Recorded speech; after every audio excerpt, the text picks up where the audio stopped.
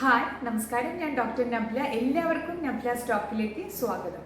ഇന്ന് നമുക്ക് പല പാരൻസും അല്ലെങ്കിൽ പല കുട്ടികളും ശ്രദ്ധിക്കാതെ പോകുന്ന അവരുടെ മാൻഡിബിളിന്റെ വളർച്ചയെക്കുറിച്ചാണ് ഇന്ന് നമ്മൾ ഡിസ്കസ് ചെയ്യാൻ പോകുന്നത്.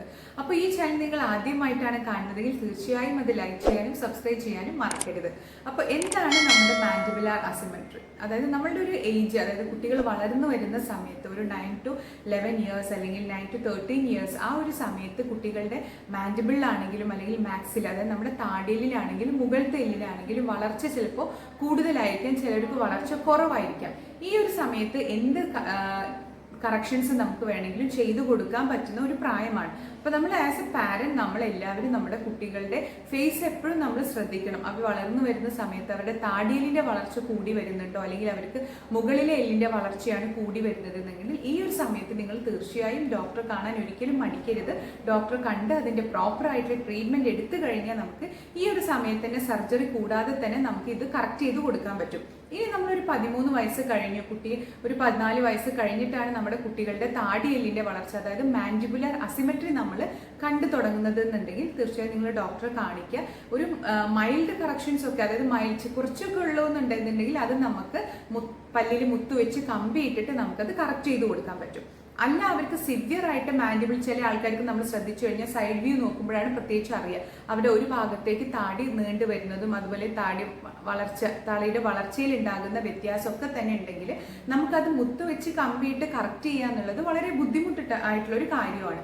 അപ്പൊ ഈ ഒരു സമയത്ത് നമുക്കത് കറക്റ്റ് ചെയ്യാന്ന് പറഞ്ഞു കഴിഞ്ഞാൽ നമുക്കൊരു പെർട്ടിക്കുലർ ഏജ് കഴിഞ്ഞ, പ്രത്യേകിച്ച് ഒരു 18 വയസ്സ് കഴിഞ്ഞാലാണ് നമുക്ക് അവർക്ക് സർജറി വഴി ആ ഒരു കറക്ഷൻ ചെയ്തു കൊടുക്കാൻ പറ്റുക.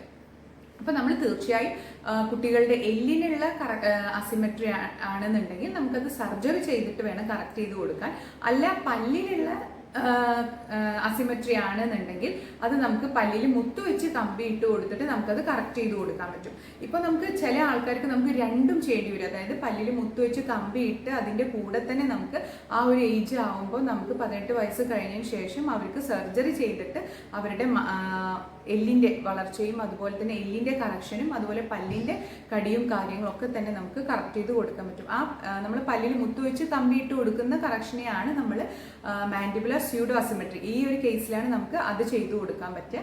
അല്ല നമ്മൾ മാൻഡിബുലാർ അസിമെട്രി ഉള്ള ഒരു കേസിലാണെന്നുണ്ടെങ്കിൽ അവർക്ക് നമുക്ക് സർജറി ചെയ്തിട്ട് വേണം കറക്റ്റ് ചെയ്ത് കൊടുക്കാൻ.